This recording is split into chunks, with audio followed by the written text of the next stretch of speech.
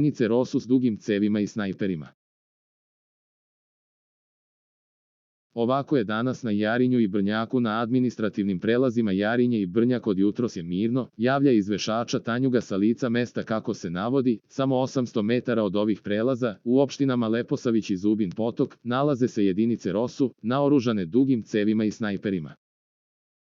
Tu su prenoćili i nezadovoljni građani sa severa Kosova i Metohije sa transparentima kojima podsećaju na neispunjene obaveze prištinskih vlasti. Za razliku od jučerašnjeg dana, kada su ovde bile duge kolone vozila, sada je na prelazu 20 kamiona koji čekaju normalizaciju saobraćaja, kako bi mogli da nastave put.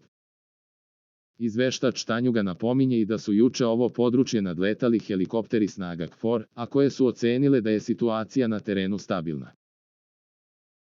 Na prelazima Jarinje, Brnjak i Merdare od ponedeljka ujutru je počela primena mera vlade u Prištini za automobile sa srpskim registarskim oznakama koji ulaze na KiM.